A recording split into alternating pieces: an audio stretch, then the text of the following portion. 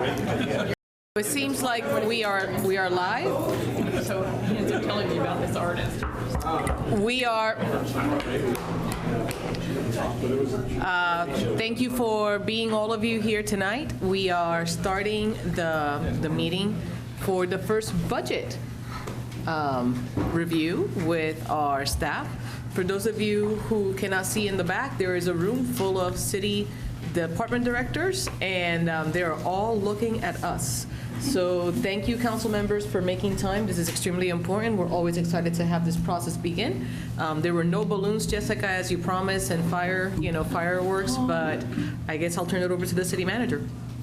Thank you, Mayor. Tonight, governing body, we will go through the beginning of the budget process in detail. We're going to cover it by budget priority or city council priority related to the budget, and with the hopes of getting through a good portion of it tonight and then covering primarily public works and utilities at the next meeting.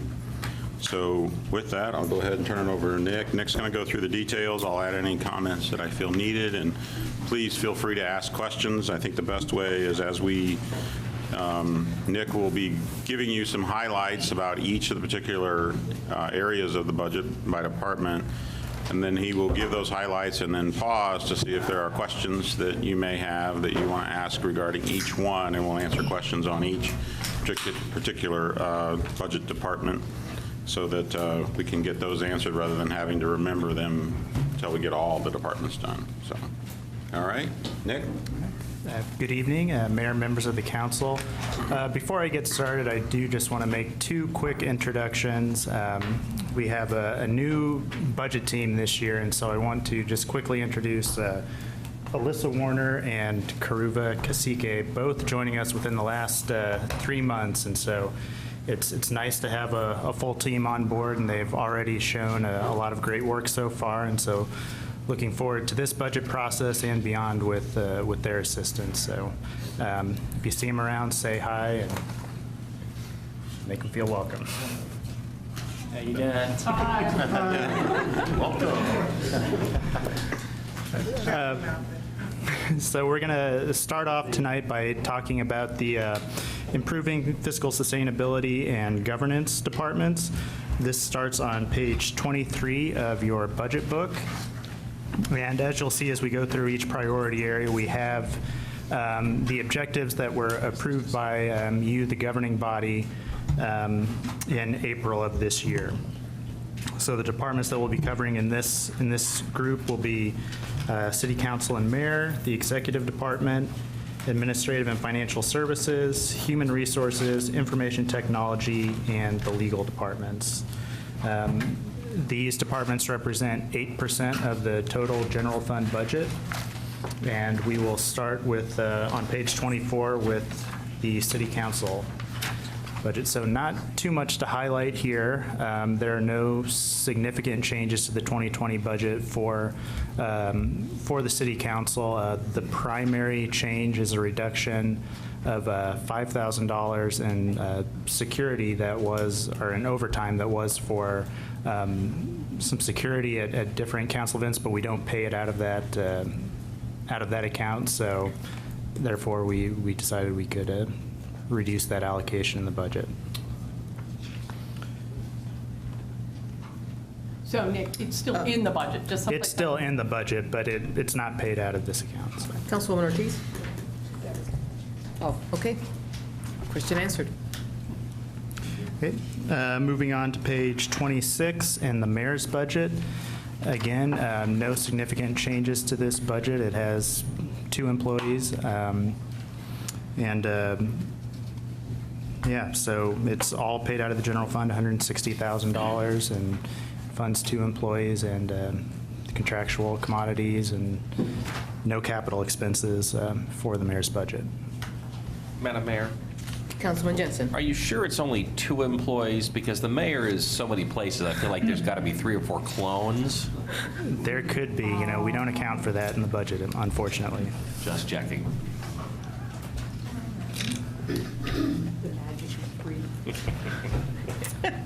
Any questions on the mayor's budget? Okay. We'll move on. On page 28 begins the executive department. This includes the Office of the City Manager, the City Clerk, City Communications, and Emergency Management, which was added in the 2019 budget. Total budget of $1.68 million. And primary highlights for the Executive Department, as we mentioned yesterday, it reduces one vacant position in the Emergency Management Division. And also includes a $57,000 transfer from the Police Department that funds the full function of the Emergency Management Division. So the bulk of that are IT fees that were transferred over. The emergency management function was in police until the 2019 adopted budget. So this just fully reflects the transfer of that program. One other highlight that I will share in the Executive Department is we get a lot of requests each year from boards and commissions for different support, either paying for some AV equipment at the library where they host meetings. We included $10,000 in the Executive Department budget to account for requests like that. And so instead of scrambling to try and find funding throughout the year, thought it would be best to just put that as a line item allocation in the budget. Any questions? Okay. I City have Manager. one other comment. We did reduce one position in the Executive Department, and that's the project manager, the second project manager that was in the emergency management area. It's vacant, and we've made the decision not to refill that position this year, and so then eliminating it in the budget in 2020.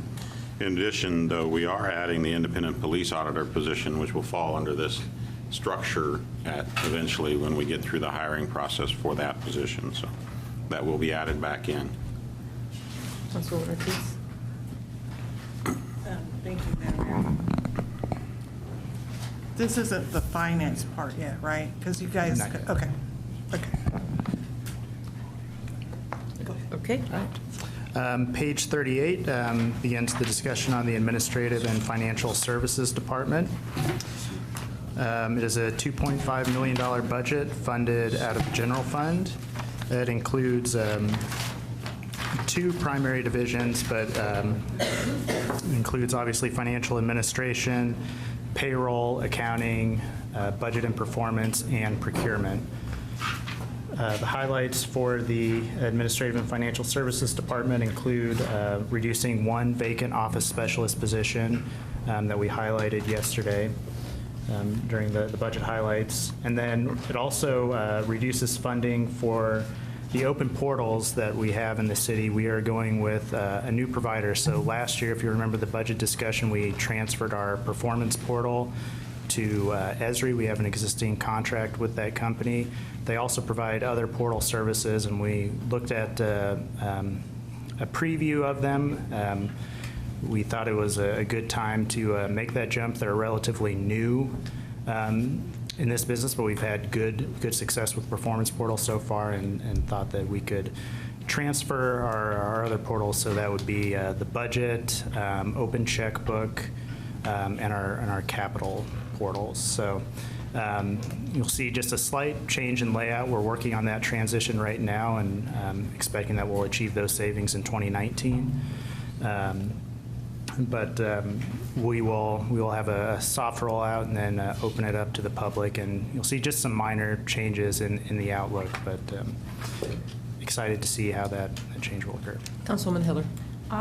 Just because I have a hard time keeping up with all these software companies, what are we transferring from? So we are transferring from Socrata, who was one of the early adopters of open data portals. So does that leave us, if I may, with other Socrata modules still, or does that take us out? I believe at the end of the day, we will, we're at test case on one portal. I'm not sure which one that is. It's a department specific, but all of the citywide portals are changing over to Esri. Thank you. Okay. So the next department is Human Resources, and that begins on page 44. The Human Resources Department, kind of the oversight of that is primarily in the general fund. It's a $1.5 million budget overall. We do charge part of 2 employees to the Workers' Compensation Fund and the Health Fund, just because of the work that they do with those functions. Total of 13 FTEs.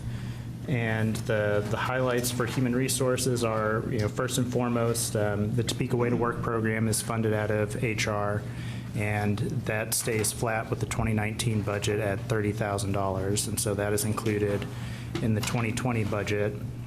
And as part of their overall 3% reduction, it transfers $12,000 in operating expenses related to the health clinic and fitness center to the health fund, and it shows up in the health fund for that. So are there any questions on human resources? I know that at one point we were talking about waiting to see the benefit of our nursing clinic, our little clinic. Have we started realizing some of that? I think so. We will have a conversation next week on on the health fund. I don't know if Jackie has anything right now that she could share with us, but we can definitely have that question ready to be responded to. Thank you. Additional questions from the body? Mayor, I think I missed the $50,000 in expenses is being transferred to the health fund? Is that what you said? 12,000 is Just being, 12. yes. Okay, thank you.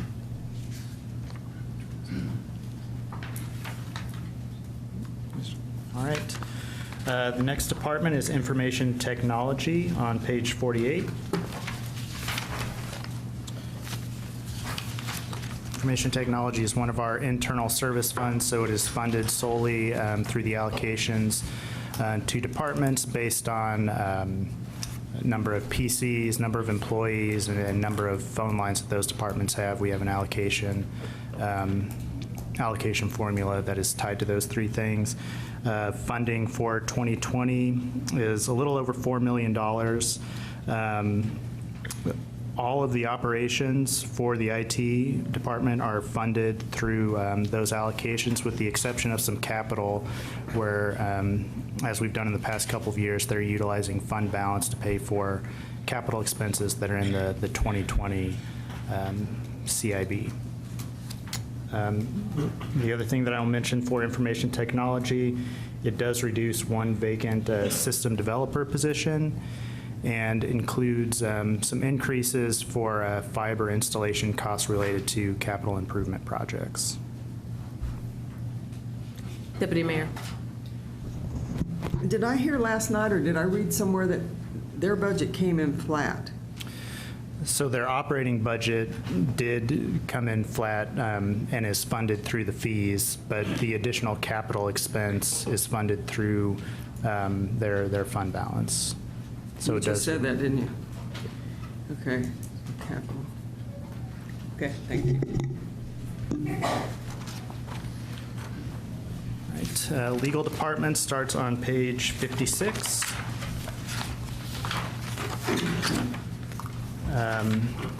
It is funded primarily through 2 funds, the general fund at $1.1 million, and the special liability fund with a total budget of $2.55 million.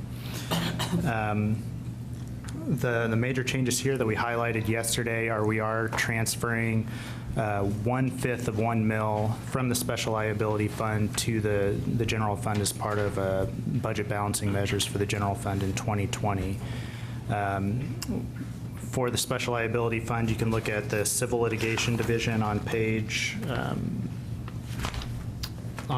61. That is solely funded through special liability. We expect that with the claim volume that we have, that we'll be able to continue operations as normal within that division next year and going forward with the reduced mill rate. As with all tax levy supported funds, we budget the entire fund balance as part of their contingency, and that's part of how we determine the mill levy rate for the budget. Councilman Emerson. Thank you, Mayor. Mr. Hawkins, on the bottom line, it says "other," and on the budget for 2019 as well as proposed, what is the other? Other is the contingency that I was just mentioning. So for the tax levied supported funds, we have the state forms that is actually the document that you vote on for the operating budget. When we're putting together the budgets for those tax levied supported funds, we budget the entire fund balance, because if we don't, then it assumes that we're using that to offset operating expenses, and so then it artificially lowers our mill rate because it says we don't need that in the year. So we budget the full contingency there to account mill rate. I guess but in earlier years, that number wasn't there. What is that money used for? So we don't use it. It's a budget measure. Like when we go through the proposed budget, usually at this time, we don't have the assessed valuation estimates from the county. And once we receive those, then we go into the state forms and update them. But we don't use the contingencies in these funds unless it's absolutely needed.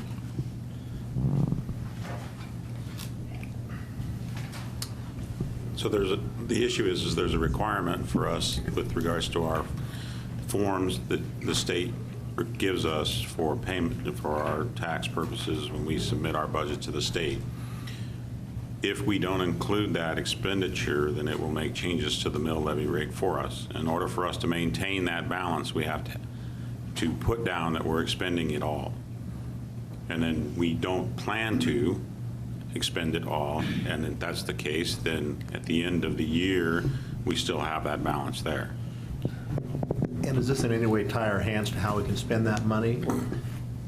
I guess it's allocated as to the legal department. It looks like it's going to the special liability fund. We can't use it to fund a cash project or something, for instance, at the end of the year, or we can? In case of the special liability fund, it's only for the purposes of litigation and covers that. So we would have to utilize it if there was a settlement or something that came along that was required to use it. That's where we would use it. It can't be used for cash projects and other different types of funds or projects that we would do within the city. It's dedicated for that purpose only, related to our litigation issues that we have. Now, you'll see a corresponding, probably at some point, the same thing for our general fund. For all the departments, there's a cash balance that we carry forward. There's going to be an other somewhere else. I'm not exactly sure where, Nick, but we'll get to that. There's an other that accounts for the fund balance that we're carrying of over 20% for our general fund overall, that you'll see as a notation as well, because we have to plan that within the budget forms as well. Okay, thank you. Councilwoman Hiller. I think I'm on the same page with you. Are we on page 61, at least in part? Yes. Okay. Even with the fund balance aside, there was a substantial increase in the budget from 18 to 19, and that is sustained. And could you refresh me on what that was? Why? So from 18 to 19? Mm-hmm. Yeah, so we did shift the equivalent of, I think, about 1.5 positions from the general fund into the special liability fund for legal employees that do work in the civil litigation area. It doesn't look like it. Are they off book somehow? It shows up as a transfer in personnel, so those employees, their home fund is still the general fund, but they are now, part of their salary is being paid from the special liability fund. But the big jump is in the non-personnel. So that is in the other category. That's the contingency. No, it's not. Non-personnel. Non-personnel. If you look at the contractual Oh. services, So that is, again, where claims are paid out of, are from the contractual services, so that can vary depending on year. We meet with the legal department each year and project out what we potentially could be facing in claims for the year, and we, as best possible, try and budget the maximum amount in case it does go up to that full amount. But as you can see, we've accumulated a fund balance over the last several years, and that's why we felt comfortable in terms of shifting the mill rate.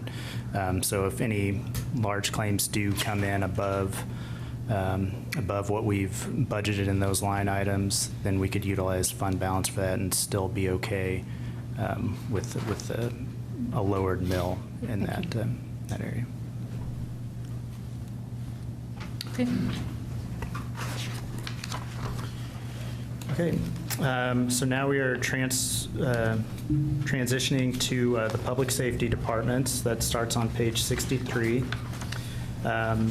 This is 74% of the general fund and includes our police, fire, and municipal court departments. And so, again, you can see the objectives that were approved by the governing body in April, and I'll try to highlight those as much as possible as we go through these departments.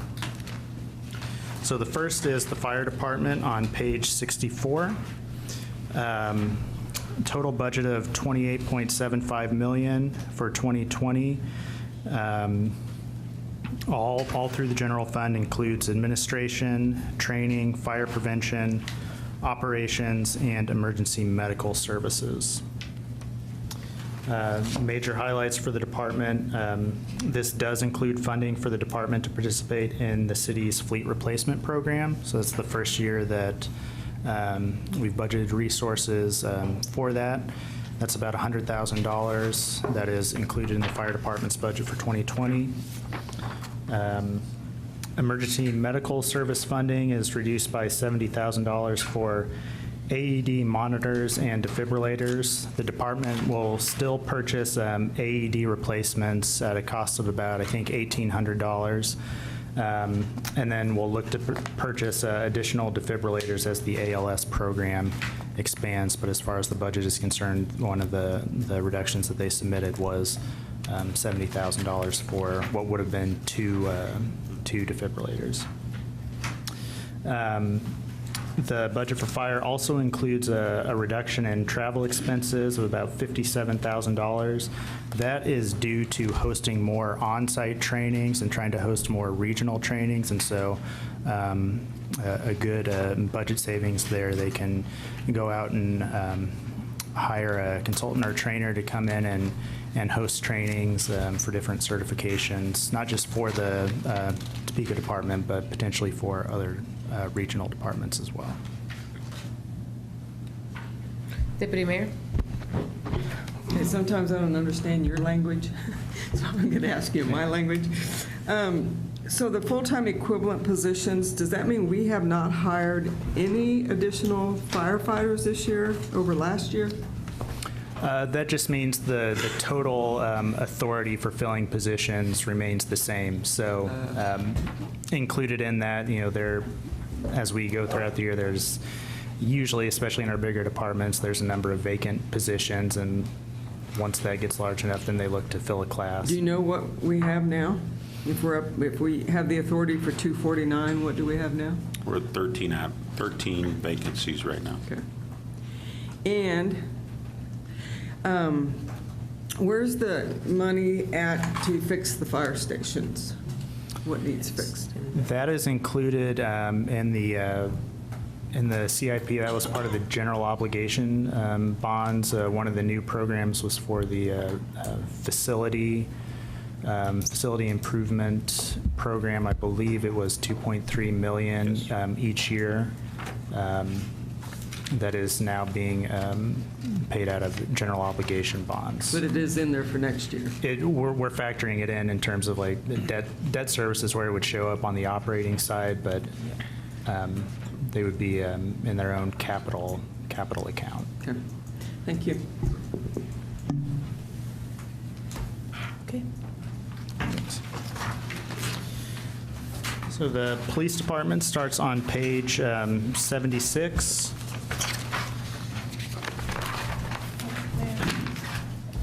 Nick, Councilwoman Ortiz. Sorry, sitting here thinking about it, trying to soak all this in, Nick. So you're saying that they're gonna start on the fleet with the vehicles? So how are we gonna do that? I mean, because we've always leased them out or whatever. Where are we starting? How are we starting? What about the leases? Is that all up or? So most of, the aerial trucks, the big fire engines are But we only accounted have- for in the CIP. We only have one aerial truck, right? Yeah, so the aerial One or truck, two? the Where's fire, chief at? 2, actually 3. We have 1 in reserve, 2 full-time. Okay. 3. Okay. I can't see it for a second. Okay, so, because I knew we had one we don't, okay, so we have 1 in reserve, and then the other 2 we use? Okay, For frontline. I'm sorry, go ahead. 1 is in, I don't know if is it still in repair, Chief? That's correct. One of them's still in repair right now, so our backup is being used as frontline right now, which we had to do in the fire on Right. Kansas Avenue. Right. One thing to look at, what we're trying to say, these vehicles that are in the free replacement program that we've created are the pickup trucks, the cars, those types of things. The vehicles, our fire engines, our fire trucks, and our aerials are going to continue to be paid for right now out of the bonding that we do each year. And so this is our smaller vehicles that they're adding into this program. Oh, that makes more sense then, okay, so not our apparatus, okay. No, not our And our apparatus. engines and stuff like that. Okay, because I was like, why are we doing that? That costs so much money. I mean, Right. but our smaller ones. Right. Okay, so having said all that, where are we at then on the smaller vehicles? I mean, are they all in bad shape, or are they? that's a question for The chief. Chief, but what I'll say is what this does is, previously, we'd wait until probably the end of the year to see if funding was available to fund replacement of vehicles. Last year, during the 2019 budget discussions, we did start the fleet replacement fund, which starter funding from that was from an end-of-year balance approved by the city council of $900,000. Well, it was $1 million at the time, to start funding a fleet replacement program. And so we got that in place starting in this year's budget, and we had 4 departments participating, and so fire is joining this year, or in 2020. Okay. Well, and I appreciate that, but I think what I'm looking for, Nick, is all the chief's vehicles are bad, or, I mean, I just want to know how we're going to do that on the process of it. Anything over however many miles, just, this is new, so just how we're going to do that. Hi, chief. Good evening, governing body. This fleet replacement plan is a benefit to the fire department, especially with the smaller vehicles like the city manager and Nick said. In fact, we have 2 vehicles that we have come to us that we would have had to budget in other ways, replacing the chief's cars. We look at the ones with the most mileage, and we would pass them down to training. But this, now we are not going to have hand-me-downs. Each division is going to have their own vehicles, which then will turn over as the fleet program allows. They have stipulations there on age and mileage and everything, where before we were just hand-me-down vehicles into the smaller, like the training division, the EMS division, and then administration has a vehicle that it uses to go pick up equipment or supplies. But this is a good program for us, and we're not having to take money away from our operational funds just to buy a new vehicle. We're part of this system now that's going to really benefit us in replacing our smaller vehicles. Do we know how many we need to replace, chief? At this point in time, we're going to have 2 brush trucks this year that we haven't replaced in 15 to almost 20 years. We're going to have chief's cars come through, and we have a timeline with Fleet and Brian Bingwald where we've already got it all set up, ready to go. We have maybe 1 or 2 vehicles need replaced or not part of the emergency response vehicles. Okay, that's a better understanding, because I was thinking trucks and apparatuses and No, stuff. no, this is totally for the smaller vehicles. Okay, all right. I would just like to know more about that and which ones, if you can get me information on that, that would be great. Like how many chiefs we're gonna do, are we gonna do all of them, or which ones? How many vehicles we have, how many vehicles will go through this fleet program, how many more we'll need to go through? That would be great. Yes, ma'am, I'll have that information for you on the next meeting, Thank you. or before. Thank you, Mayor. Councilman Emerson. Thank you, Mayor. Mr. Hawkins, while we're over on page 64, or I should say on page 64, I see something, and it's in other departments as well, so I guess maybe a good time to ask. You have at the bottom of the allocation by expense category, it has debt services at the bottom, and like for fire, there's nothing in 2017, then there's $178,051 in 2018, nothing in 2019, and then 178 again. And I notice that pattern in other departments as well. Some years there's an amount, some years there's not. Can you explain what that is, please, and why it goes away some years? So in this case, that's for the self-contained breathing apparatuses.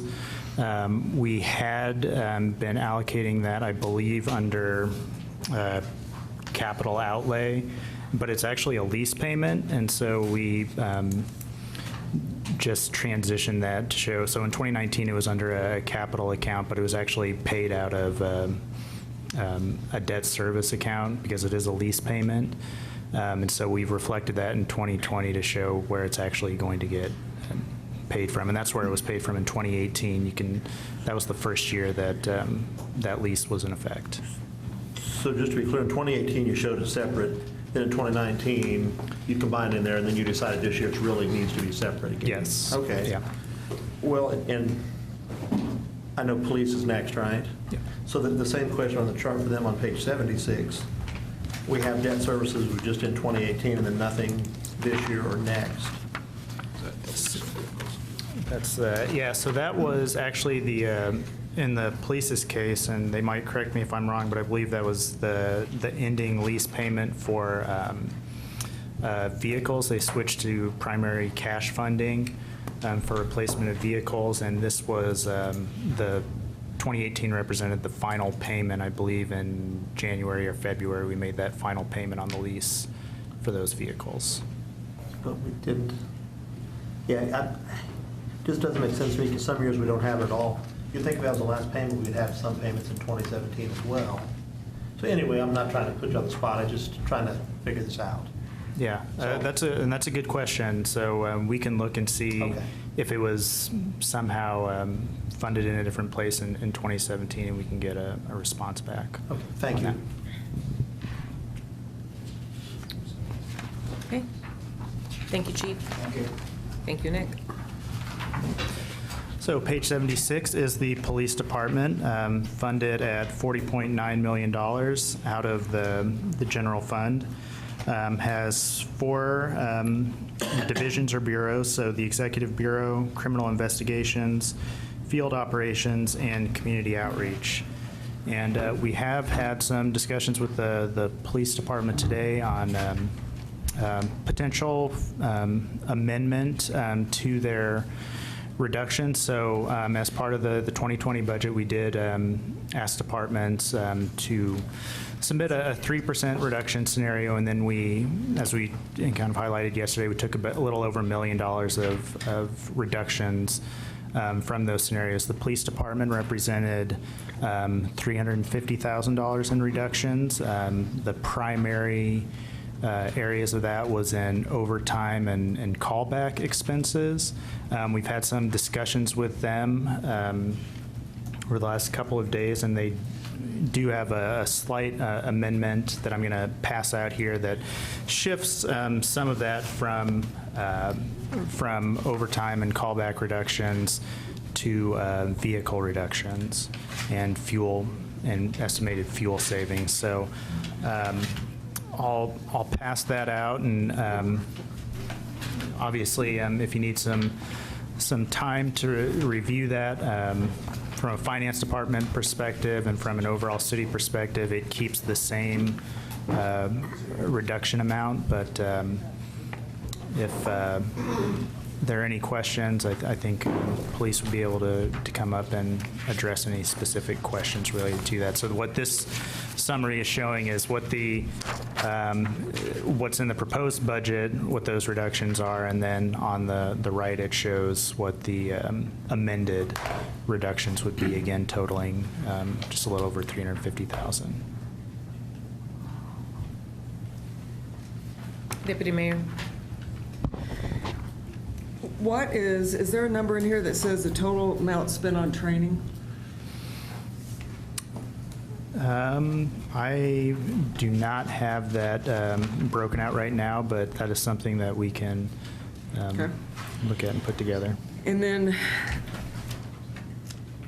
on the numbers, on the positions, so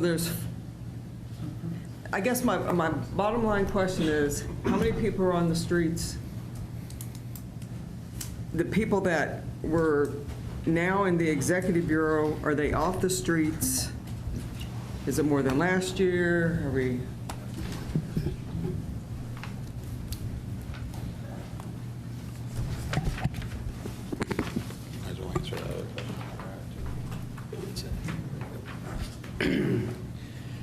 So are you asking about the additions to the executive bureau? Is that what you're asking? Well, everything, because then is field operations the one that are actually out on the Field operations, yes, the 24/7 operations So that's 6 people over last year? that we reallocated back to field operations. And what's our capacity? Like, we have 352. We're authorized 299 sworn officers. And how many do we have? How many do we have? We currently have 12 open positions. So how many are usually on the streets? On a given shift, What should be on the streets? How many should we have? it varies between 15 to 20 at any given time on a shift. And is that optimal? That is optimal. I mean, it's always good to have more, but with the resources that we have, those are good numbers to have on the streets. Okay, so the executive bureau, do they go on the streets? The Executive Bureau includes training and the administration aspects of the department. Okay, so what did the 4 people that moved up there, why did they move up there? We moved one that used to be in records that maintained the fleet, and so we felt that is better served being under the Administrative Bureau. Okay. Because vehicles and fleet and stuff is maintained that way as opposed to the Records Division. Training staff, we're moving that towards a regional training facility, but also having adequate training staff out there helps reduce the number of officers that we have come in on overtime to instruct classes. And so it was a cost reduction in the aspect of overtime. Where was that person? What's that? Where was that person? Is it a new person? We eliminated some units, as you're aware of. And so one of the other units that we eliminated this year was the community response unit, and reallocated those officers back to field operations, and one of those was put back out training. Okay, so that's 2. Where's the other 2? The detectives, that we moved the tech detectives. What's that? We moved the tech detectives from criminal investigation to the executive bureau. Yeah, that's right. We moved a detective to the Executive Bureau from detectives under the PSU assignment. Okay, so none of these were taken from like field operations that are out on the street? That is correct. Okay. And we have 12 unfilled positions. And how many do we have on the streets now? We just did, for July, we just finished our shift bid. 30 officers on first shift, 39 on second, 31 on third, and then we have 6 sergeants on each shift.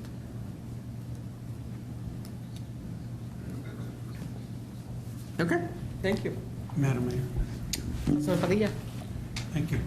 Chief, I heard you just say that, but clarify again for me, you moved the detective out of PSU into the executive? Well, PSU is executive, so we moved that detective from the Detective Okay. Bureau into the Executive Bureau into PSU. Okay.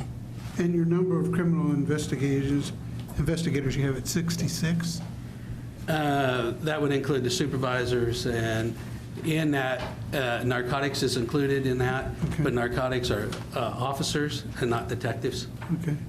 At any given time, if you had to put those investigators into a hard uniform for emergency services, could you do that? Yeah, a primary example is Stampede this weekend. Some of our detectives have the fortunate pleasure of wearing a uniform for the next 5 days and being out at Stampede. And again, if I may, Mayor, the other one, the question about the vehicles, you made some cuts there? Over the last year and a half, we've eliminated 40 vehicles from the fleet that were vehicles, excess vehicles and things like that. That was kind of a mandate that we were under from previous administration, and we've carried through on that because it's reduced costs for the city overall, as well as the police department. The vehicles that are included on this are 3 new purchase vehicles that we will bypass on. So in conversations with Nick and the city manager, you were able to adjust that reduction, that request, in a way that didn't affect operations? Over the last 2 days, we've had some very productive conversations with finance, and the friendly amendments that submitted, we are very comfortable with that one. Okay, thank you, Chief. Thank you, Nick, city manager. Councilman Mays? Thank you, Mayor. I just kind of piggyback on that. You touched on what my question was, is about this document that we just got, how it appears that we've added $120,000 of overtime back in exchange for those vehicles. Is that? Yes, the vehicles, the primary reason for that is that overtime money that was originally taken out of the budget primarily focused on the Community Outreach Bureau, which Community Outreach Bureau is the one that really services all the community events that the police department does. And so we average 56 community events a month, but then that also encompasses like the Fiesta Mexicana, St. Patrick's Day Parade, festivities that last all day. And so that's why under, I think very productive conversations with finance, I felt more comfortable that 3 vehicles is a better way to go as opposed to jeopardizing the safety and security of some of those events, which would had suffered under the original proposal. Okay, and if I may, the $44,000 in fuel, where is that coming from? That is a calculated program that is utilized that for every vehicle that you eliminate or whatever, that is the calculated fuel cost for that vehicle. Okay, so this is the savings would be as a result of not buying those 3 vehicles then? That's what that 44,000 would be, with also the reduction of the other vehicles that we have taken out of the fleet. Okay, thank you. Thank you. Councilman Emerson, to be followed by Councilwoman Ortiz. Thank you, Mayor. This is really a finance question, I think, but, again, I think this may be in other departments as we go through, but if I'm understanding these reductions, what number are those reducing from? Because I see the budget this year is, $40,200,000, say, and next year it's almost $41 million. So to me, that's not a reduction. Looks like $800,000 more. If I may. Sure.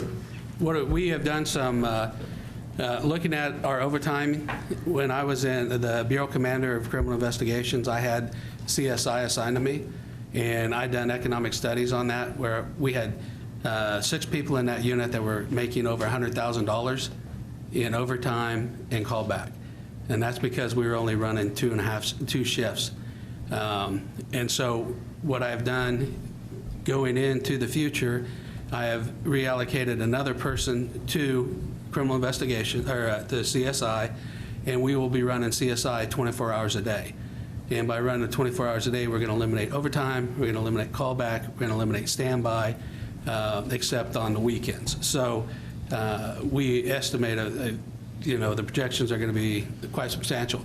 One of the other things that we have done is we reorganized Detective Bureau, went to 3 shifts. We have third shift detectives as well as a supervisor on third shift. These will take effect the end of January or July, gearing up for the next year's budget. So we'll have 6 months run up to see exactly if we'll have the savings that we're anticipating. And then we also added a supervisor in third shift detectives that will be supervising the third shift CSI personnel as well as the detectives on third shift. But the overall budget will go up because of personnel costs. There were pay raises, there was new contract. Right. So the overall budget for the Topeka Police Department has increased. Okay. And so these reductions would be on top of that. And Chief, that's all I was trying to figure out, because I see these reductions, but I don't know where they came from, I guess. Because again, everything I look at, well, contractual services a little less. And also some of that overtime, some of the events were paid on overtime, and as we discussed with finance and city manager, those that we know that come up every day, like every year, we know when Fiesta is, we know when St. Patrick's Day is going to be. We'll do a much better job of allocating manpower based upon being on duty as opposed to be on the overtime status. Okay. And so there will be schedule adjustments, and we've already talked to our personnel about that, and we've talked about them about how events and things will be covered more on requiring individuals to change their duty hours as opposed to being paid on overtime. Okay. Contract says that we have to give them 7-day notice. Well, we know National Night Out this year is August 10th, so they've got their 7 days notice that you're going to be working that day on duty as opposed to overtime. Okay, thank you.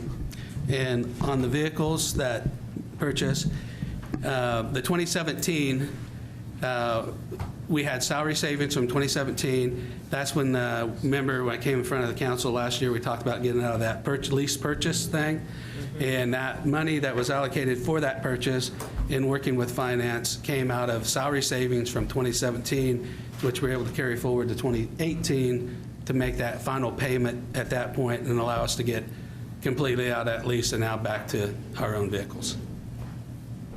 Thank you. Councilwoman Ortiz? Thank you. Chief, how many detectives do we have? If memory serves me right, I think we have 45 detectives and 39 or 45. Gretchen, do you know exactly? They're actually in the back, 37. 37 detectives and then 8 sergeants. And then again, in the Detective Bureau are the narcotics officers who are officers and not detectives, but part of the Detective Bureau. Because I thought at one time we were short. Well, right now we're full in detectives. We were short because of the testing process in which we exhausted that promotional list, and then we had openings of detectives, but we had nobody to fill it because the contract wouldn't allow us to test. And so that's one of the things we've been working with the FOP on, that if that happens again, that hopefully we'll be able to administer a test instead of have to wait the calendar year as the contract specifies. So the last 2 years, not this year. This year, I can tell you right now, our list is expired. We promoted the last one. So if we have any detectives opening going forward for the rest of the year, that will be vacant until we test next July. So, or this coming July, which is only a month and a half away, a month away? No, not. Losing track of time. A couple weeks? Yeah, losing track of time. So yeah, we'll be testing the first part of July, and that list will run for the following year. Okay. And one more Oh, question. yeah, absolutely. If I have a few people on queue. I have Councilwoman Hiller and Padilla. We did have a liaison person, after the Dominic White, do we still have that? We still have a community outreach officer, that's Officer Lister. And do we just have one? Right now, we have one. Again, staffing is one of those things when we talk about how we fill those positions.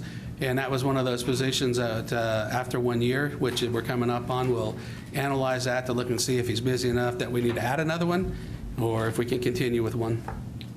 Okay, thank you. Thank you. Councilwoman Hiller to be followed by Councilwoman Padilla. Short and simple. I really like the roster. There is a roster in the back with every position spread for 4 years by subdivision, so that's really helpful. If any of us wanted to look at the full line item budget, is it available? I should probably have looked and know, but I don't. So one place you can look is the open budget portal, and you can drill down into each department, division, fund, and get all the way down essentially to that account level. And that's what we have. It's actually on the website right now. The 2020 budget is on the open budget portal, and I can send out that link and make sure that that's available. Probably be good, and then we can access, and the public can access that as well if they want to. Yes. Correct? Yes. Thank you. Councilwoman Padilla. Okay, one more question related to detectives, Chief. Does the department still participate in assigning personnel to task force, like the FBI task force? Yes, we currently have 3 officers assigned to the FBI task force. 2 of those are detectives positions, the other's an officer position. The other task force officers that we have are officers, except for a new task force that was implemented by the KBI this year, and that focuses on child sex offenses as well as human trafficking for juveniles. And so we have a detective assigned to that. Okay, thank you. Any other questions? Thank you for all the answers. Thank you.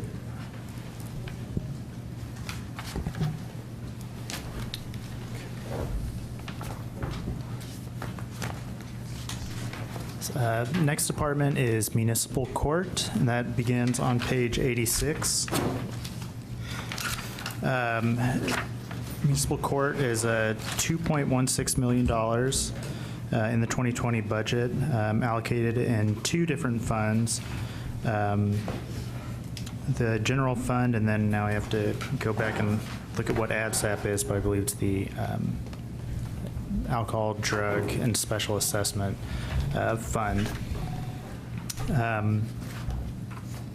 Again, 2 primary divisions, the judicial division as well as probation, and the alcohol and drug assessment and referral program.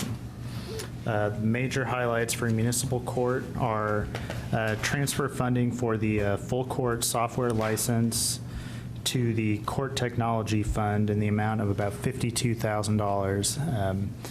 Right now, that fund has a sufficient fund balance to pay for that license probably for a few years, but that is, when we're looking at overall reductions in the budget, that's one that after a while we're going to need to find a different source for making that payment.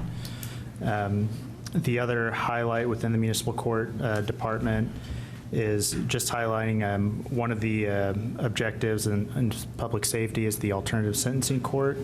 In 2018, the alternative sentencing court saw 9 graduates. That's a little over double compared to 2017 when that program had 4 graduates. And so that is funded out of operations in 2020. Okay.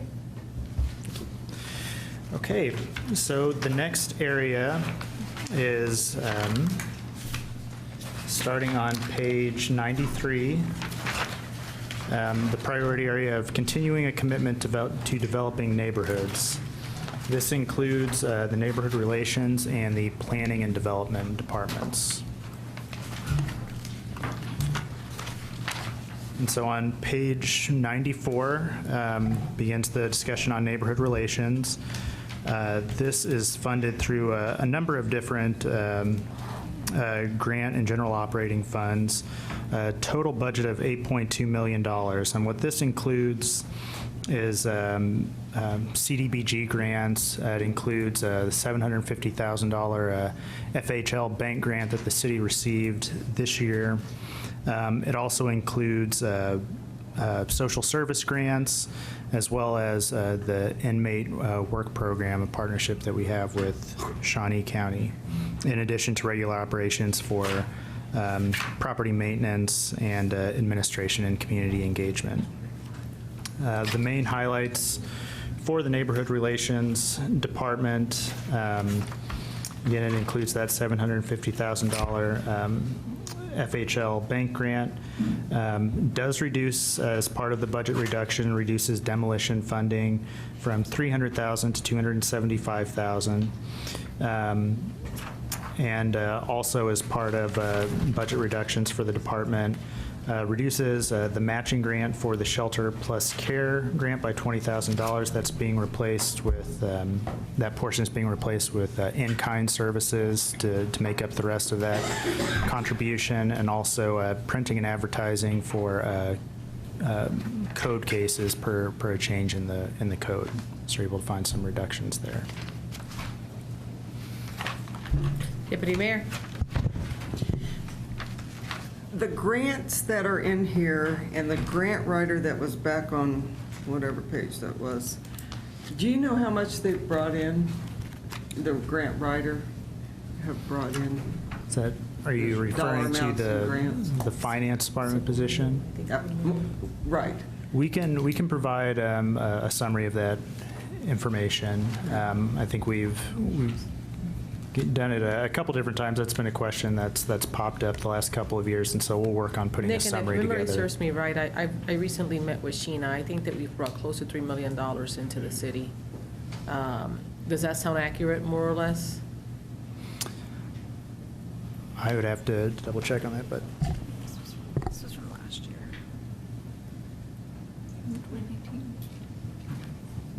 Yeah, she's yeah. brought in- So as of this was presented to, and this is from the 2019 budget, so a little over a year old now.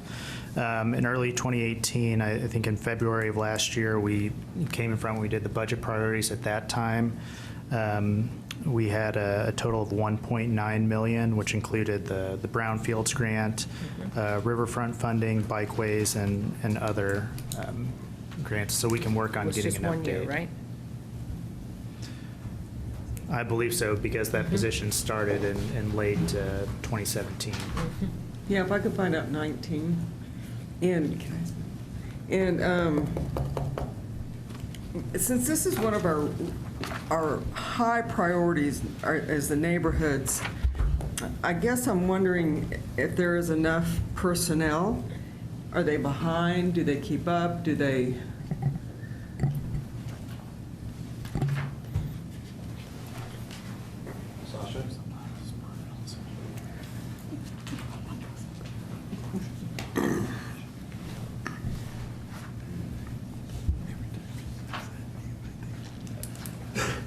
And I guess specifically with code, I mean, going out and actually and keeping up, are they worked to death? Are they behind? Do they stay even? We have 8 inspectors and average between 8,000 and 10,000 cases a year. So that's a loaded question. What's like national average or something? Like, what do you compare that to? I can't answer that question off the top of my head. We could research it, but I don't know off the top of my head what the national average is. I mean, if the national average is 1,000, we're in trouble. But yeah, if someone can find out, are we working these people to death? Wait for her to be done. So a follow-up question to what you're asking, if you could sort out on average how long it takes to process a case end to end, then what we could do is work backwards and sort out you know, if a case takes 6 hours combined time to work, and we have 10,000 cases, how much time is someone, I shouldn't say how much time they're spending on, how much time it should take.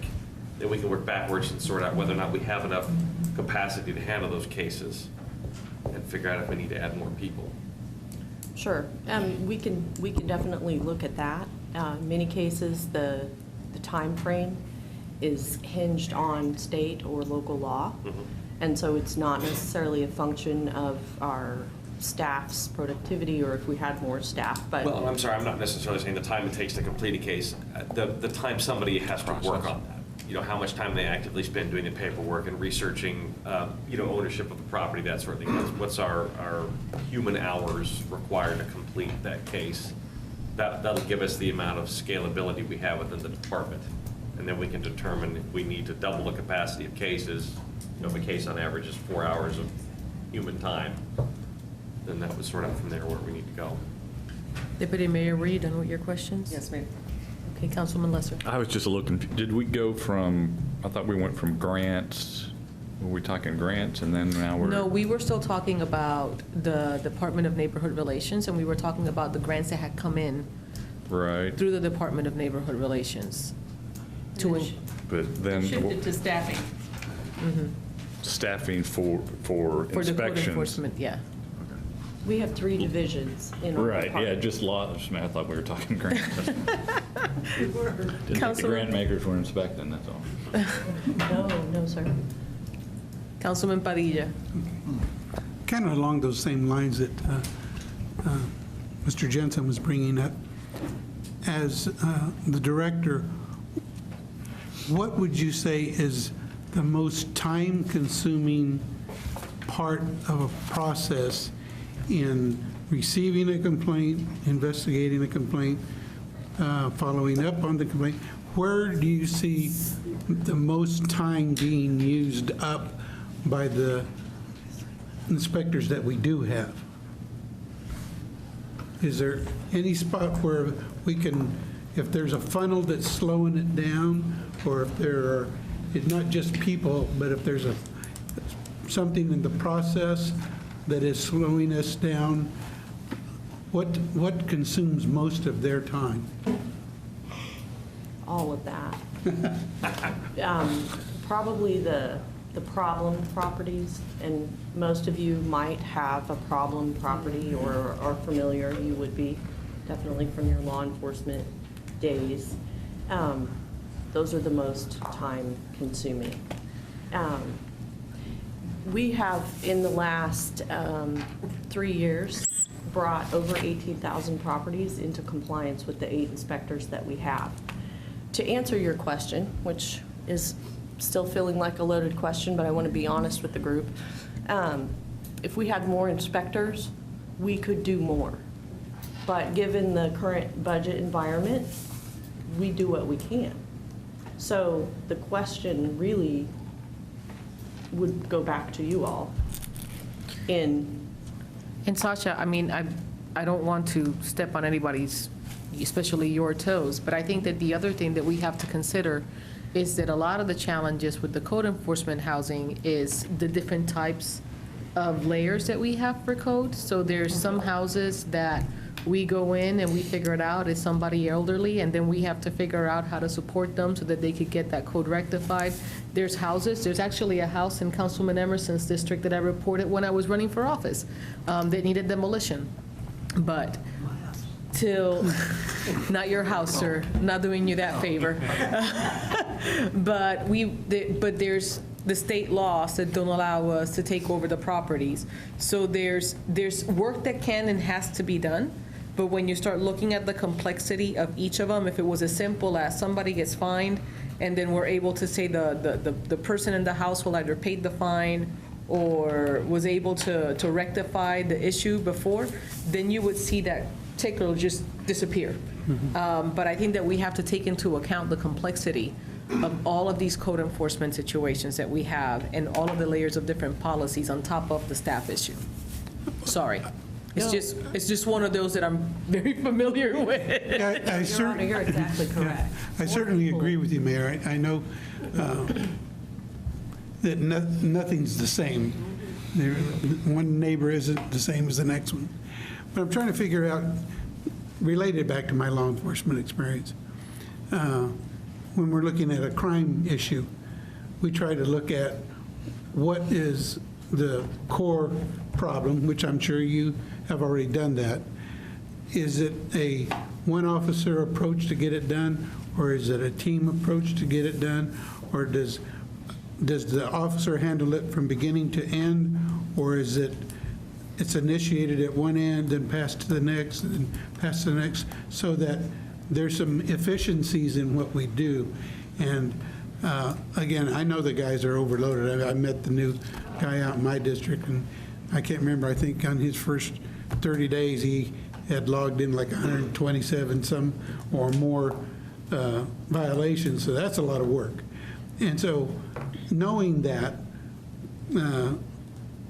you got to wear people out eventually. If they don't have the resources, or if they don't have the support system in place to help them move those things through the process so that they feel like they're making a difference, and that the neighbors see that the department is working in a quicker, more efficient way. So that's the question. I guess it's maybe out of term here or out of line here for a financial report, but it seems like an operational thing to think about is how can we help those code enforcement officers get the job done more efficiently, including the thought of more staff.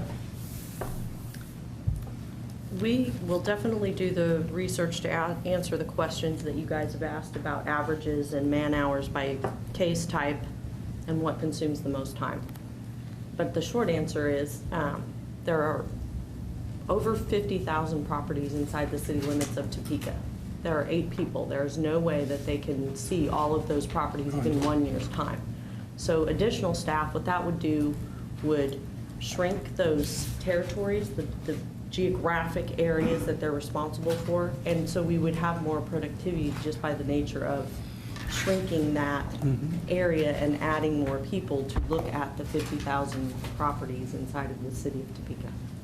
Has the C-Click Fix app helped in that way of getting information to those inspectors that they can follow up on? Absolutely. It's been a big benefit in the sense that there are only 8 people. They can't see all of the properties, even, like I'm saying, in 365 days, and they don't work 365 days a year. So, yes, it's been a big benefit, and I would hope that the community feels the same in the transparency that it provides for them, so they can see what's happening.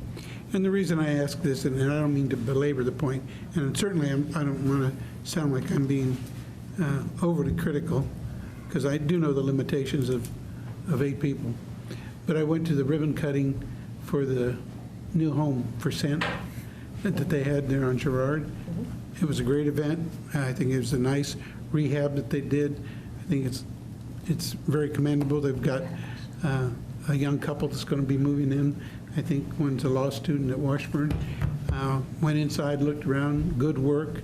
Went out into the backyard, and I looked at the neighbor just to the north, and it was the complete opposite of what we want that to look like in the neighborhood. It just didn't happen, and I was hoping, I thought, well, knowing that there was going to be media there, knowing that there was going to be a ribbon cutting, could that have been a priority for that code enforcement officer in that area to get that cleaned up as well? So I'm with you. I know you've got a tough job. Code enforcement has been in a lot of different departments for this city and under different supervision, and I think you're doing a good job with the resources that you have now. But I just wanted to ask those questions. Councilman Mays, to be followed by Councilwoman Hiller, and we have a queue, so. I think we've got a hot topic here. Thank you, Mayor. A couple of questions. One is, does the fines that you guys levy, do they go back into your budget? Go back. Go ahead. They are part of the general fund revenue, so as part of that, the revenue doesn't get assigned to any one department. It's just part of the overall revenues that we receive in the general fund. Okay, and are those fines that you have, are they the same for both commercial properties and residential properties? And industrial too, for that matter? Sure. So we don't have fines. You don't, okay. We have assessments. If I clean up your property, I'll bill you for that. And I Okay. will charge you an administrative fee for having to mess with your property, because we're cleaning up private property.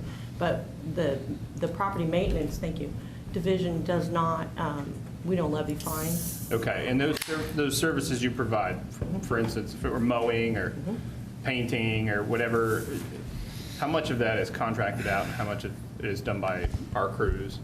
Because I know that you've said just now that, I mean, that you guys don't have the adequate staffing to do everything that needs to be done. Sure. So 100% of it is done by our crews. We limit the work that we do on private property to basically sanitation, cleanups, towing vehicles. So we clean the outside of the property. We don't really touch the structures because it's not our responsibility, and it doesn't cause a health hazard in many cases, and we don't have the funds.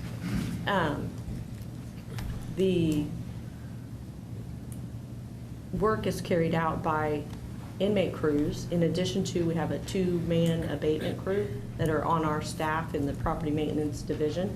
Equipment operators, they operate the Bobcat and do things like that. But all of the mowing, all of those abatements, all of that work is performed by the inmate crews that we contract with through Shawnee County Department of Corrections and Kansas Department of Corrections. We have 2 different groups that we have. Okay, one more question. Regarding the demolitions, I've noticed on here you said you shortened the notification process by 50%, cutting the time by 20 days that it has to. Is there such a thing as a voluntary demolition? Can somebody sign over a property to us that cuts out all that red tape? Absolutely.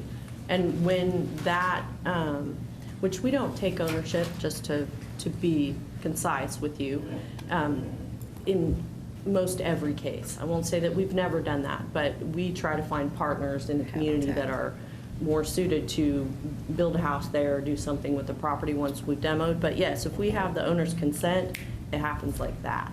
Is that something that we offer to them up front when we're going through that notification process? Absolutely. Okay, good. All right, thank you.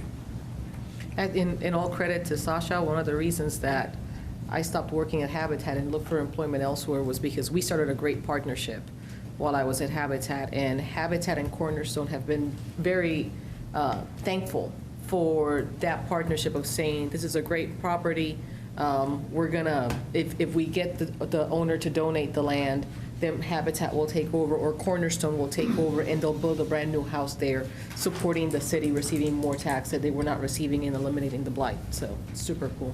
You have been patiently waiting. I'm sorry I skipped you once. That's all right. I wanted to kind of back up some of the conversation about code compliance and ask my colleagues not to be asking Sasha to have to do too much work. I deal with 3 different inspectors in my district, and sometimes they've moved around, and for the most part, they're just excellent people who work their tails off. But I think the mayor has done a good job at pointing out how different, it's way different to do a weed write-up, because you just got to take a photo with a stick, and they've done really well in that department with software and being able to just plug those observations and the photos into software, and it spits out the letters, and so there's a lot of efficiency. And I guess from my end, no matter what the volume, which is high on everybody in my district anyway, is whether, as accurate a measure is whether you're getting complaints from constituents about whether they call back or respond. And in my experience, they're really good about that. I don't know how they do it, but they really do get back with people. You know, the stuff that goes in through SeeClickFix, you know, a measure is how soon does somebody come out and how soon do you get a write-up, and then, you know, they give people their own phone numbers and have them call them direct. They really are handling their own cases cradle to grave, and that seems to be a very efficient process. I know you guys are doing some RPI also, but it might just to calculate that time might be as simple as taking total caseload, maybe dividing it in some buckets into however many hours those guys work, because they're able to get such a phenomenal amount done within a 40-hour, more or less, week. So I just wanted to back that up and ask us not to ask her to do too much detail on it, because I think it'd be almost impossible. Anyway, I did want to ask about the prisoner crews, though. Periodically, we've gotten a report from staff. There are crews in different departments. It's not just code compliance. But some of them we're paying for, some of them other people are paying for. There has been a variety of product that's actually come out of some of those, and I'd be interested in seeing if we're using as many as we had before and what kind of productivity we've had on them. I think we can provide a summary of that. Thank you.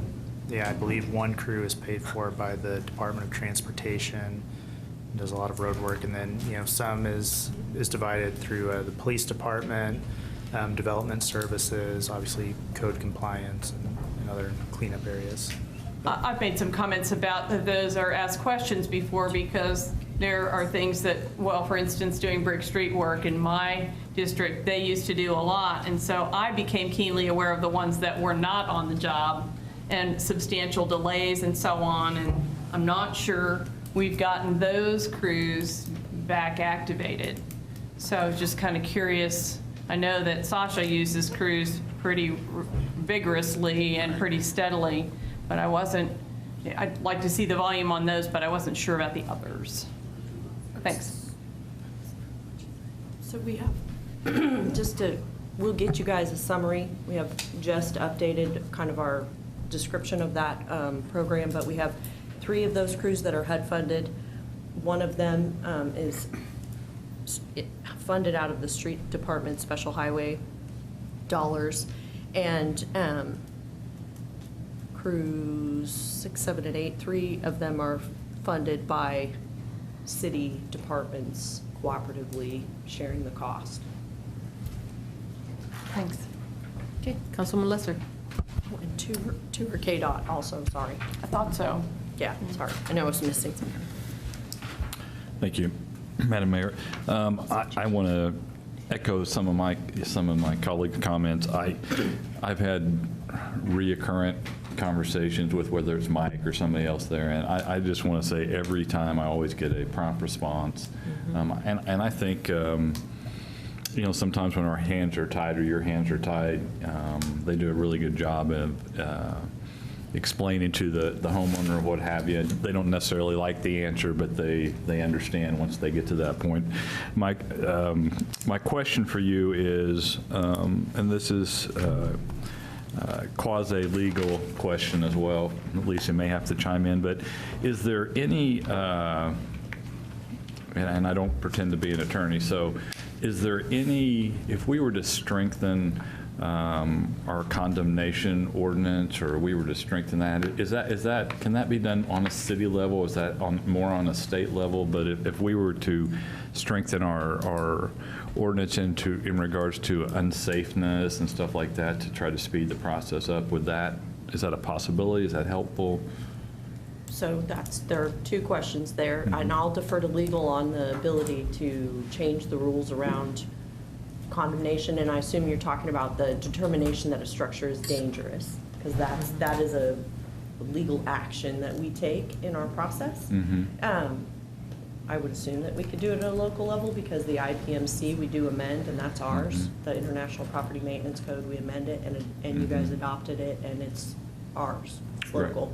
Right. But the bigger question is, would that help? I feel like we have good regulation around dangerous structures and our ability to get rid of those in the community. I don't have the numbers right here in front of me. I apologize for that, but we've been pretty productive in that area with almost 100, I believe, structures being demoed over the last 3 to 4 years. But then there are even bigger numbers on property owners that have rehabbed their properties because they didn't want it demoed. And those are really the big wins, right? Because we didn't spend the money, and you have an improved property that's back into productive use in the community. So those are the huge wins. But I don't feel that we have a problem addressing structures that are dangerous, but dangerous and ugly are not the same. Sure. You know, I'm tired of looking at it. Blight is a problem, definitely in the community. But just because it looks bad doesn't necessarily mean that it's structurally dangerous and ought to come down. Sure. You know? I So do. I feel like that regulation is pretty solid. We're successful when they're dangerous. The properties that you can think of that we are constantly struggling with, they're not structurally dangerous. That's why we're still struggling with them. Right. I get that. Thank you. Yeah, you're welcome. Councilwoman Heller, by the way, that was a funny comment. We're successful when they're dangerous, but Yeah. I just wanted to throw in a public service announcement for the Public Health and Safety Committee, I guess. There's been some discussion for some time that, not so much on the staffing and the administrative end, but for the council to review the kinds of things that you just asked about. Are there elements that we want to review that we think we could do better in the code, or maybe people want to change? And Councilwoman Ortiz is chairing that committee. I think invited input from everyone on the council, but if it was just the committee, if there are certain sections of the property maintenance code that anybody would like to know more about or to float ideas on, the committee's meeting on Monday to consider what subjects to look at and calendar them. So send an email to Councilwoman Ortiz. You're welcome. Councilman Jensen. So 2 quick comments. I did challenge Mr. Finder and his team to come up with some basic aesthetics of residential property. I know that's a huge can of worms. I see him quaking in his boots over there. I know that's a huge can of worms, but that does address part of the issue where, we get a lot of complaints from property that isn't necessarily dangerous, but it doesn't look quite as nice as we would all like it to. The other comment I will offer is, if we make changes to scale up code, we also need to make changes to scale up the court system to handle that. It's not going to do us any good to double the number of inspectors if then the court system isn't able to handle all the prosecutions that come over there. So it's a balancing act between the two departments. And correct me if there's more to that than that, but No, you hit the nail on the head. excellent. We're not going to be able to process more without bulking up both departments. So food for thought. Thank you. Uh-oh, Councilwoman Ortiz. First, I'd like to say I am the committee chair of the Public Health and Safety Committee, and Mr. Mays is my secretary, so if you send out to him, I would gladly receive that. A couple of things that I've continued to say sitting here. I don't think that we educate the public enough on our code. How do we do that? I think that's a challenge to all of us. And I'll use this as an example. Go down Golden. We'll start at 10th and Golden and go down Golden. And when you go down, we have ditches. And there's grass that is really high. It's waist high. And so when I go by and I talk to my constituents and I tell them that's their responsibility to cut it. And they said, no, that's the city's responsibility, because at one time it was the city's responsibility. And then we put it back on the property owners, and we've got to get that education out there. I have talked to Sasha. I've talked to different NIA presidents about, did you know? And to put out, did you know that couch can't sit on the front porch, so we could help them? Or did you know it's your responsibility, your grass can't get this high, blah, blah, blah, blah, blah, blah. And again, I will sit here and say, we need to educate them. We really do. And we need to help code educate them. But first, we need to be educated. So if we're not, we need to, because there's so many ordinances out there that we really need to do that. And I think that would help people do better if they knew better. And then I also wanted to say, our code officers do work hard. They work hard in my area. I've never met a bunch of hardworking people. They even pick up tires that they're not supposed to, that they do. that people throw all over. And that's really not our job, but they do it. And they not only just that, they do pick up other things just to keep the area clean. But the thing that I have always asked is, there seems to be like a core part of our city that needs to be clean. It's called the box. There's the dirty south that needs to be cleaned. There's parts of East Topeka. And then there's a part of the city that they can pay and they do a pretty good job of keeping their area clean. And I never understood why we don't do sweeps on more, that the people that are on one side of the area that is cleaner can come and help so many days on the other areas and to help those out. Or let's do a sweep of Highcrest, or let's do a sweep of East Topeka or North Topeka or wherever those areas fit in, because that's what I would do if I was in Sasha's shoes. I would be doing major sweeps, and I know we've done a few, and I know we've doubled our code compliance officers and just the work that came out of it. So that's what I would need to see before I would say, hey, we need more code officers. We could have more code officers, and we could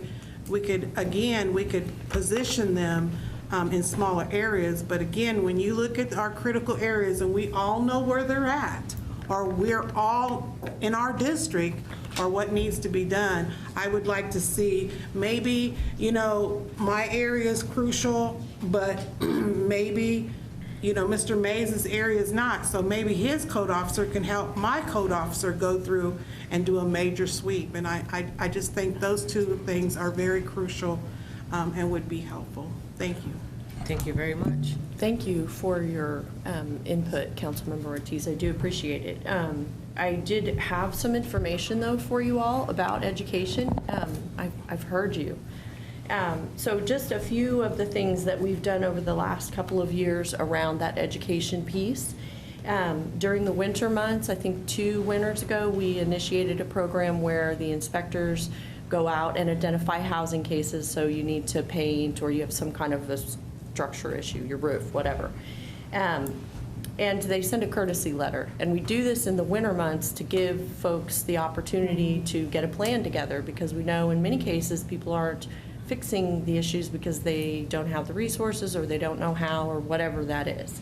So we're sending a courtesy letter and then a resource list to folks that we've identified and telling them that in April we'll be back, and if the issues still exist, then we will cite you and go through that process. And they're typically given 60 days once they're cited for a housing issue like that. So we send those letters out starting in December. So December to April, they kind of have that opportunity to figure out a plan, and then we go back in April. And I'll say the other thing that the inspectors are great about doing is if the property owner reaches out to them and explains the situation and says, here's my plan, we're going to work with them. We're always going to work with property owners to try to gain that voluntary compliance, because we don't want to clean your property and assess you or send you to court, or because nobody wins there. We just want you to fix the problem, right? So there's that. This year, Mike initiated a new program where prior to the real kind of grass and weed growth taking off, so probably March-ish, February, March, they sent out a postcard. We identified our frequent flyers when it comes to grass and weeds violations, the ones that we're constantly mowing and citing for that issue, and sent out a reminder postcard that, grass and weed season is coming up. You can't have grass and weeds over 12 inches, and, kind of outlining that process, and sent postcards. We got a couple of calls from folks that weren't very happy with being notified about that, but we'll see how the results turn out on that one at the end of this mowing season. I'll be able to give you guys more information on whether or not that was successful. We have a partnership with Habitat for Humanity. You guys may have seen it. They partnered with us. We go out to a property. We've identified a code issue. Grass and weeds is one of the videos that's been produced. Mike tells here's why this is an issue and what we'll do, if we cite you, and then Habitat comes in that same video right behind us and says, and here's how you fix it. and does a little how-to tutorial on how to fix it. And also often, if they have the materials available at the Restore, they'll plug that. And so there have been many of those videos produced by our communications group, and they're posted through our social media, Habitat's social media. And so for the folks that are going to look at that electronic, information, there are those, and those we'll continue to produce those, because I don't know that we'll ever run out of topics, right? On our website, we definitely have room to grow there, but we're working on it. And again, this is electronic, so if people don't use, the internet and electronics, it's not going to help them. But we have posted the SOPs that have been recently updated, our standard operating procedures. And as they're updated and finalized, they're posted out there on the website for folks to look over, and it explains the process so that people can understand what's going to happen if we cite you for a particular issue. And then we've also got flow charts out there. I don't know how much traffic we get looking at those two pieces of information, but that flow chart, it shows you the process in a much easier digestible manner than reading that whole 4-page SOP. And then finally, to your point of sweeps of the areas that need attention. So city manager helped us kick off a pilot last year, Team Up to Cleanup, and we did pick 2 neighborhoods that were definitely in need of some attention. Historic Old Town and Central Park were last year. And we take all of our inspectors into those neighborhoods when we're doing Team Up to Cleanup. The other departments that are outward facing, so Public Works, Police, Fire, all of those guys go with us, utilities, and do the work that they can do, within their budgets during that project. We also partner with the neighborhood and do things like resource fairs. Habitat's been a great partner this year. They did a project in East End. That was our first neighborhood this year, and did some repair work on some folks' houses, had their tool bus out there. And then Ward Mead is our second neighborhood for this year. So we are taking all of the inspectors into those neighborhoods. It's a lot of work on the front side, but we're getting the result that you're asking. You have a lot of tools, Sasha, and if I may, Mayor, and I think that's good in what you're doing, but the sweeps that I'm talking about is just taking the code officers periodically and just do a massive write-up like they've done before. That's what I'm talking about. I'm not talking about the cleanup or whatever you had, because right now, I'm going to be really honest, some of the constituents are kind of confused, because we had the makeover takeover, then we had the drag it to the curb now, and then the one that you just mentioned. So they're like, oh, is this like the drag it to the curb? And so we're like, no, we're just doing East End, and not the other end. So I had some constituents putting trash out there. Again, we've got to make it very, very clear, even clearer than what you might think it is, with all due respect. You cited someone one time. He didn't open his mail. This guy called me. You probably remember this. So 5 months after he got the letter, guess what happened? He calls me and says, I didn't know this. And again, they were getting ready to come around and cite him. And I said, well, it's your fault that you didn't open the mail, but it's my, I just believe I get so many of those calls, and I'll shut up, but I get so many of those calls that we have to educate. How do we do that? That's a challenge to all of us, but we have to educate. And I believe our sweeps would do, I'm not saying bring everybody in, I'm just saying do sweeps around. Thank you, Mayor. So I think that these are some really valid points. It seems like code enforcement is one of those things that we have heard from the community, that is one of those things that we have been working with and trying to, reinforce and support. We had instituted a few budgets ago the system of the parking lot. And if there was any parking lot issue so far that has, emerged, I think that this is a parking lot issue that maybe deserves a work session for us to have a conversation and to go deeper into maybe understanding a lot of the great things that the department is doing and figuring out how we're going to do better communication with our constituency so that we could just continue our improvements. Fair? Awesome. All right. Nick?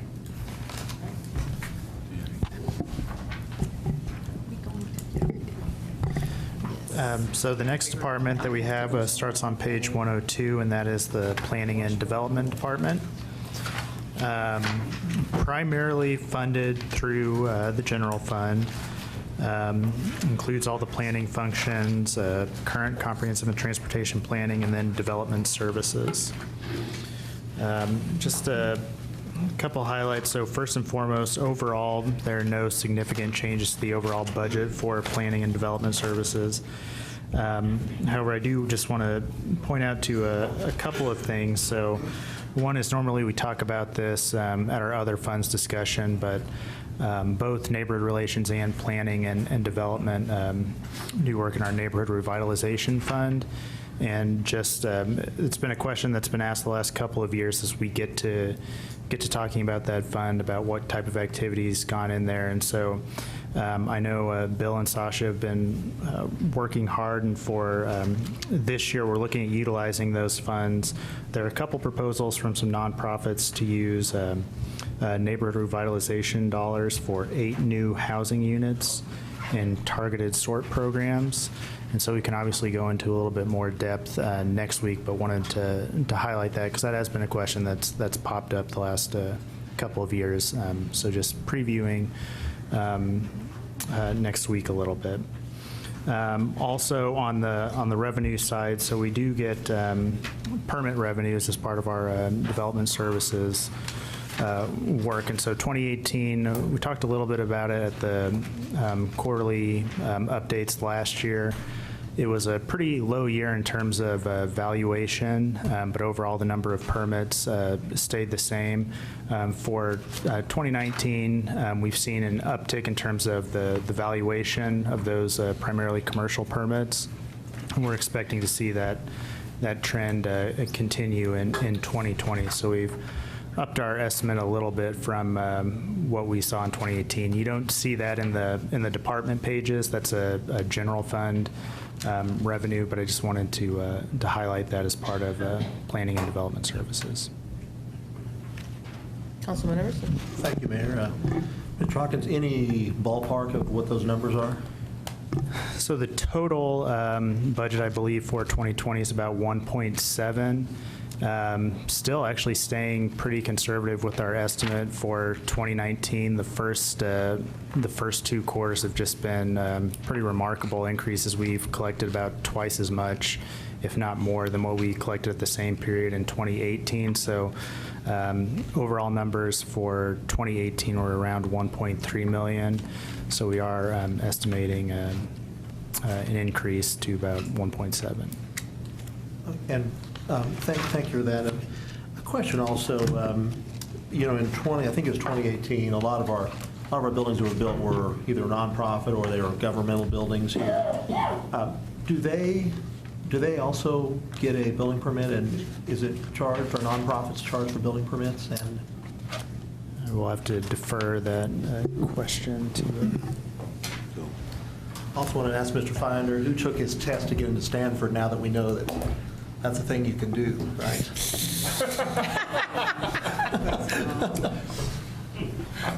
I'll pass on that. Okay, thank you.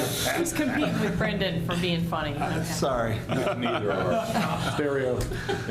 The question on the permit, yes, we do require nonprofits. We require the city to pay their permit fees. So there is no exemption on that. Great. Yeah. Okay. Thank you. Okay. Okay, we can proceed. So the next area is our quality of life department. In this case, that starts on page 113.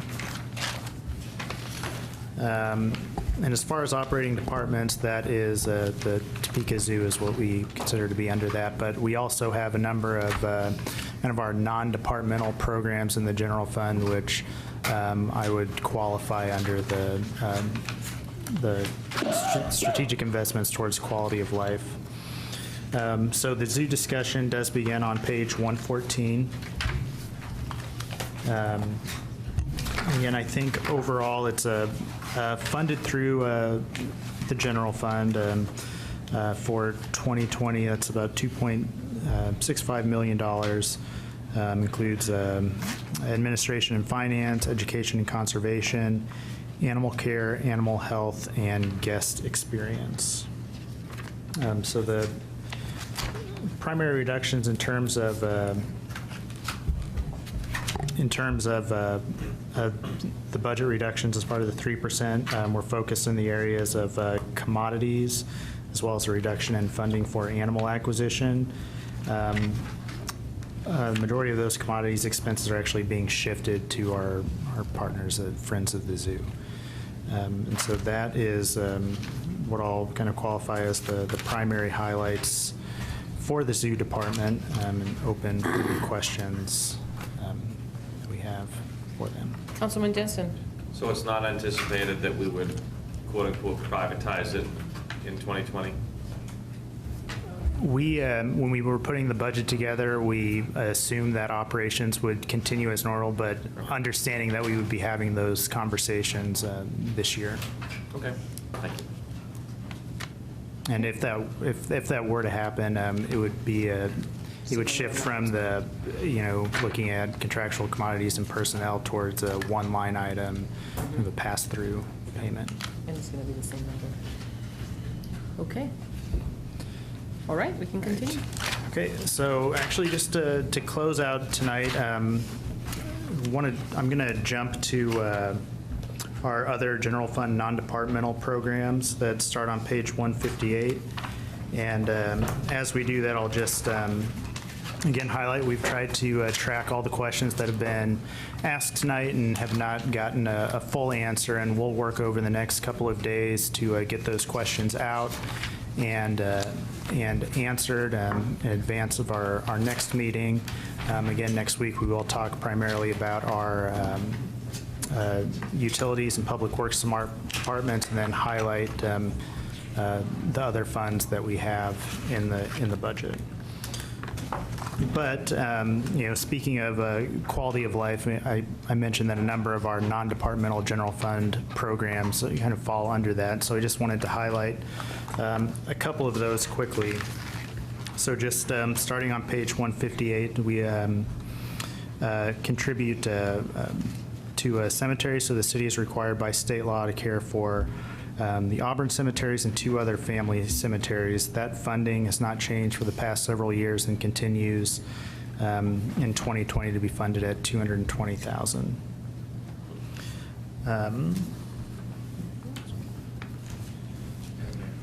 Non-departmental on page 159. Nick, I'm so sorry. Are those cemeteries within the city limits? Yeah, I believe they all are. I believe, yes, I believe they all are. Okay, all right. 2 of them are, for sure. Councilwoman Ortiz? That shouldn't be Auburn. Shouldn't it be Auburndale No, or Auburn? it's Mount Auburn. It is? It's across from Topeka Cemetery, the Black Cemetery. Oh, okay. Yeah, it's okay. directly across. Okay. Councilman Emerson, you had a question? No. No, but I always call it Mount Auburn. I was just also surprised that Rochester Cemetery is in the city, though, because it's north of. Yeah, no, it's. I guess you would know. It's, yes. Uh-huh. Yeah. Okay. Then we also have, on page 159 is our general non-departmental programs in the general fund. The budget for 2020 reflects a decrease of $600,000 in those vacancy credits, again anticipating that we'll see a more fully staffed, primarily in the police department, that we'll see a more fully staffed department there. And so taking that into account, we did lower those by $600,000. That also non-departmental includes postage for general fund departments, utility insurance and facility charges for unoccupied spaces in city buildings, our membership costs for Topeka Chamber of Commerce and League of Kansas Municipalities, as well as support for the city's enterprise resource planning Lawson system, and our contract with Shawnee County for prisoner care. The other thing that I will point out is usually, and this was brought up earlier in the in the meeting was under other, you see the 22.2 million.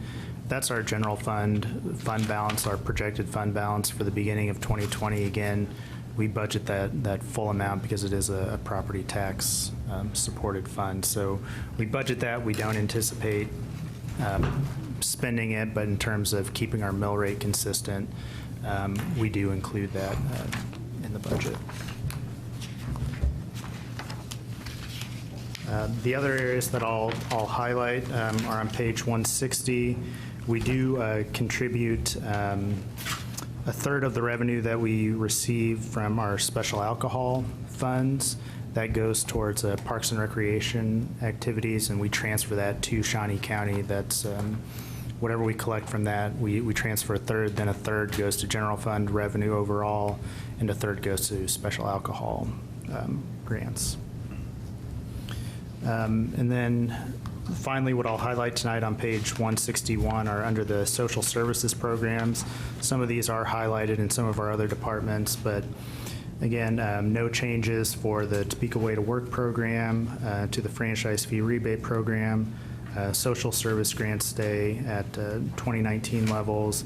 And then 3 other areas, Topeka Performing Arts Center, downtown grants, and Arts Connect, all 3 of those contributions stay at 2019 levels in the 2020 budget. Deputy Mayor. It says proposed social services, it increases $56,000 for special alcohol grants. Why is that? We get those estimates from the state each year, and we plug that into the budget. So the estimate for last year was actually quite a bit lower than what it ended up being, and so they've adjusted that revenue estimate. And again, that's a pass-through. Councilman Mays. And could you just explain what the franchise fee rebate program is? I'm not familiar. So we contract with a third party, so it's on most of our utilities, electric, gas, including our own water, wastewater, and storm utility.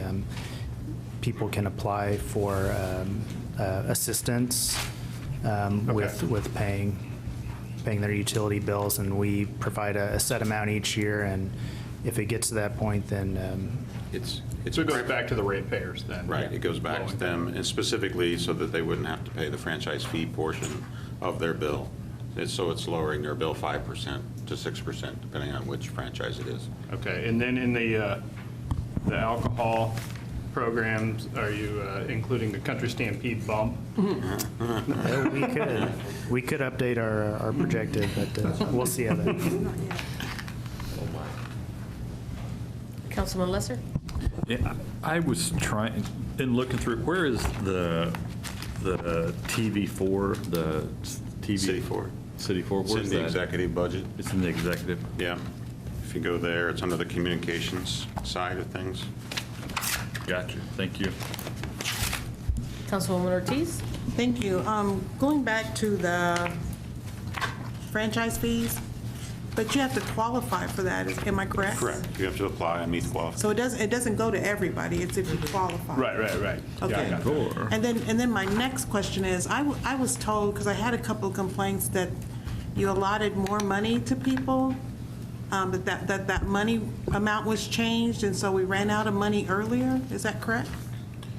I think that related to the water program that we have that helps them. We allotted more money last year, if I remember correctly. I'll have to confirm, but that's what my recollection was, is we allotted more money on the water side of what we provide for assistance.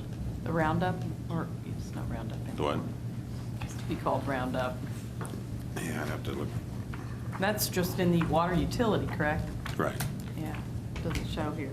I'll get you that answer for sure, but Because I had some complaints that when they went to apply, that the money was gone, so if we're giving out more, then we're serving less. no, I think it's the same formula. We allowed more money. We just may have had more applicants. But we'll confirm how the applicants. Would you do how that it's for done. me? Thank you. Thank you, Mayor. Councilman Emerson, you're not Councilwoman Ortiz. I saw you trying to talk. Yes, well, trying, Mayor, trying. Thank you. Mr. Hawkins, on the $626,000 transfer, I guess, to county parks, Is that by the agreements? Yes, yeah. Thank you. Councilwoman Hiller? Thank you, Mayor. Regarding the social services programs, if you could help me with this, there's a cut on the social services grant line. Question as to why. The note below talks about the extra 56,000 coming in, but generally that special alcohol has gone straight across to drug and alcohol programs and has not been available to the block grant. So just a question, is that intentional? I haven't seen the report yet, or I haven't read it. I will Committee. double check that number and see if I can get more on you're talking under the allocation by program, the change from 440 to 424? Correct. Okay, I can get more information on that. Okay. And then again, under the special alcohol program, so overall, it gets broken up into, as I mentioned, kind of a third. So a third goes to parks, a third Yeah, goes to the. and I know that, yeah. but if the finance staff was not aware that those are kept segregated, I mean, it's possible, possibly to move some over, but it's not ever been done, I don't think. So, thanks. Okay. It seems like all questions for tonight have been satisfied. At this point in time, we do have other meetings scheduled. But if there's no. Yeah, no, we didn't finish this tonight. Get in, Tuesday. So at this point in time, if there is no further comments, this meeting is adjourned. What do you have to do? I am talking